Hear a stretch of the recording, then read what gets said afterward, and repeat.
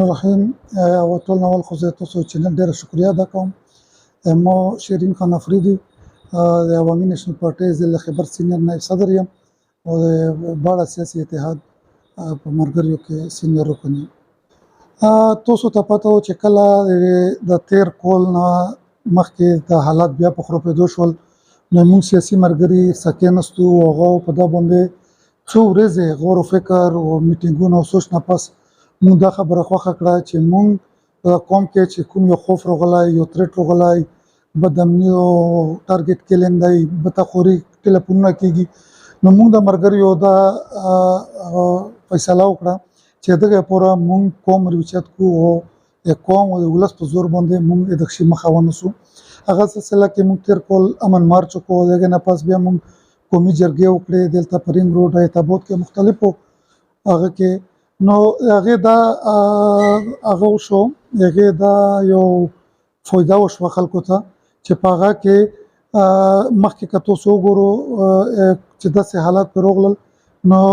هغه په مخالفت کې به قومي شریسته جوړې دي خلکو به ټوپک مور ټوپک وروخستو او داسې ډلې به جوړې کړې خو موږ سیاسي مرګریو دا کوشش وکړو چې هیڅ قسم داسې شریسته جوړ نه شي هیڅ قسم موږ سره خلک چې کوم دی هغه ټوپک ورنخلي او د عمل ته بدامنه نه بچ کو هغه کې موږ مرګریو ته ډېر ستر مشکلات مخې ته راغلل موږ شاه فیصل صدر صاحب چې کوم دی هغه کورلا بمنور وچول موږ مرګریو لا تریټ راغلل او هغه باوجود موږ په کوم باندې غږ وکړو کوم موږ په اوس باندې لب کول او تنن پورې هغه چې کوم غلړې روانه او امن د غږ چې کوم دی موږ بل سیاسي اتحاد یو موثر او مضبوط غږ دی او د به موږ جاري ساتو ان شاء الله. بل سیاسي اتحاد چې کوم میټینګ شوی دی کومه اعلامیه وا پاکه د هیڅ قسم خبره نه وکړي چې موږ منظور پښتون ورغوړو یا سردار بابکر غوړو یا سېنیټر مشتاق صبر غوړو یو تجویز د چا وو او موږ بیا دا خبره وکړه چې موږ مرګریو ته دومره تریټ سي نو موږ نه غوښتل چې هغه داسې حالات کریټ شي ولته او داسې یو ایشو جوړ شي چې هغه هغه پورم نه ویخه او موږ د خاص د پورم چې کوم دی هغه نقصان دی نه موږ څوک منې کړی او نه موږ څوک سورو د امن د پوره هر څوک ترتلای شي هر وخت ترتلای شي او موږ خپل حالات خپل چې کوم دی موږ موجوده کوم حالات دي هغه مطابق خپل ډېر صحیح په مشوره سنجیده فیصله کوو. بڑا سیاسي اتحاد او پاک موږ پریکړه کړې او تلونکي مارچ اعلان به کېږي نن د موږ په 2 بجې پریس کانفرنس ته بڑا پریس کلب کې او موږ تاریخ هغه کې ټاکلی دی 12 اگست ترتلونکي اگست میاشتې 12 تاریخ. سیاست خبره کشي نو تاسو وګورئ چې دا مختلفه پارټي دي مختلفو نظریو مرګري دي او هر چا بیل بیل تنظیم دی پارټي او نظریه خو موږ صرف یو ټکی تر څه اتفاق کړی دی چې هغه د امن ایجنډا او هغه اوس موږ د بڑا سیاسي اتحاد مشر چې کوم دی شاه فیصل دی هغه تعلق جماعت اسلامي سره دی زه د ام پی سره تعلق لرم مسلم لیگ مرګري موږ سره موږ سره پیپلز پارټي مرګري شته پی ټی آی مرګري شته پی ټی ایم مرګري دي نور چې کوم ګوندونه دي هغه ټول د موږ سره د کېستا او هغه بیل بیل نظریو مرګري دي که موږ سیاسي پوینټ سکورینګ مقصد وای نو دا چې بیا کېدا چې موږ مسول مشر جماعت اسلامي شاه فیصل جوړو او هغه چې کوم دی خیبر یونین یو تنظیم دی تکړه مرګري دي زید الله هغه موږ جنرال سیکریټري دی نو که موږ سیاسي مقصد وای نو دا پوینټ سکور خو موږ دلته موږ سړمبای په دا باندې لانجارو غلي وای شور به مسا کولای چې دا هدا مولا روکا دا مولا روکا خدا ډیر مخلص مرګري دي د قوم په ګټه او قوم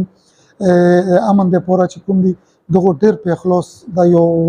تحریک شروع کړي او ان شاء الله مو پر امید یو چې عوام کې موږ ته څوره پذیرایي ملويږي موږ پر امید یو چې دا به ان شاء الله دا به امن د غږ به موږ سره قوم ولوړي او قوم به سر تر سوي کومه پورې چې تاسو تکلیفونه په هغه وکړه بالکل په دا کې مشکلات هم شته په دا کې داسې قوتونه دي چې هغه دا امن غږ نه خوښوي یا دا نه کومول غوړي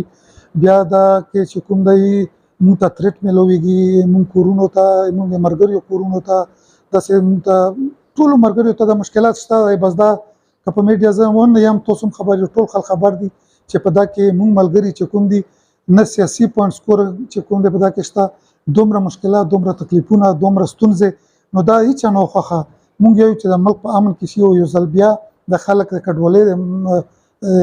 حالاتو نه بچ کو او دلته پر امن سکون وي امن وي تعلیم وي روزګار وي نو دا مونږ اجنډا ده دا د مونږ وطن دی کته په هر وطن لا اوس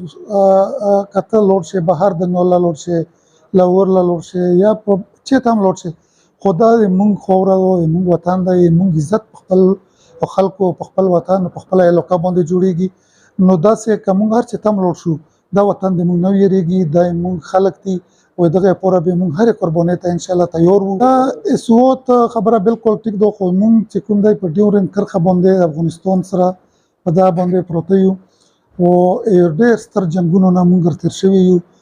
نور پښتونخوا په نسبت مونږ لوکې ډېر افیکټ شوی مونږ کورونه مونږ سکولونه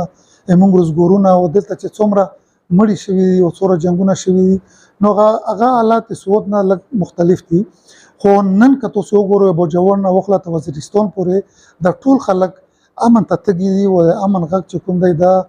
دغه پورا په دوه کې یو اویرنس راغلی دی